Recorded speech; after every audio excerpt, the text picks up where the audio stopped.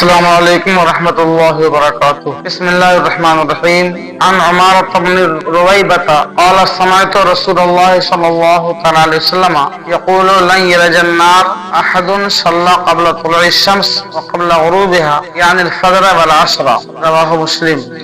حضرت گرامی حدیث پاک کا ترجمہ یہ ہے کہ حضرت عمارہ ابن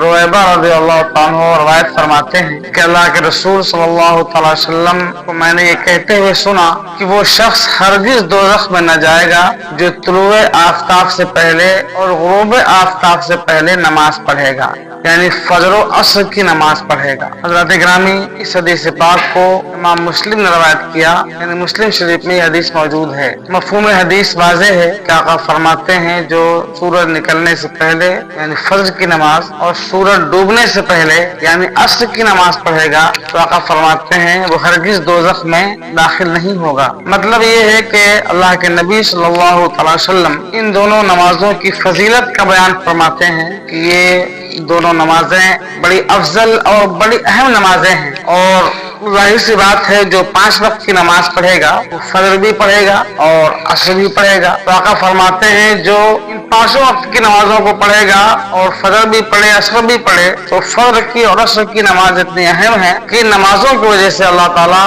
اسے جہنم میں داخل ہونے سے بچا لے گا اور اس کی بخشش فرما دے گا۔ علامہ طبری رحمۃ اللہ علیہ نے فرمایا کہ وہ آدمی جو ان 2 نمازوں کی پابندی کرے یعنی فجر کی نماز کی اور عصر کی، حالانکہ فجر کی نماز کے لیے اٹھنا بڑا دشوار اور شاق ہوتا ہے، نیند کے غلبے کا وقت ہوتا ہے، اس وقت نیند بہت گہری لگی ہوتی ہے اور اس وقت اٹھنا بندے پر بڑا بھاری ہوتا ہے، پھر بھی وہ اپنی نیند کو قربان کر کے اللہ کی محبت میں نماز کے خاطر اٹھ جائے۔ اور اسی طرح سے عصر کی نماز کا وقت یہ کام کاج اور آدمی کے مشغول ہونے کا وقت ہوتا ہے، تو اپنے کام کاج کو چھوڑ کر اور اپنی تمام مصروفیات کو چھوڑ کر اللہ کے لیے مسجد چلا جائے اور نماز عصر پڑھے اور ساتھ میں دوسرے اعمال خیر بھی بجا لائے۔ اس کے مطلب نہیں کہ صرف فجر پڑھے اور مغرب پڑھے، نہیں، ظہر بھی پڑھے، مغرب بھی پڑھے، عشاء بھی پڑھے اور دوسرے اچھے اعمال بھی کرے تو اللہ تعالیٰ ایسے شخص کی بخشش فرما دے گا اور وہ شخص دوزخ میں داخل نہیں ہوگا۔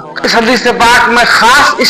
ان نمازوں کا اللہ کے نبی صلی اللہ علیہ وسلم نے جو ذکر فرمایا ہے تو اس کا مطلب نہیں کہ صرف یہی 2 نمازیں پڑھ لے اور باقی نمازیں نہ پڑھے، مطلب یہ ہے کہ اللہ کے نبی ان دونوں نمازوں کی فضیلت کو بیان فرما رہے ہیں کہ یہ دونوں نمازیں بڑی افضل ہیں اور ان نمازوں کے فوائد یہ ہیں، ان نمازوں کی برکت یہ ہے کہ جو ایسے وقت میں جو نیند کا وقت ہوتا ہے اور کام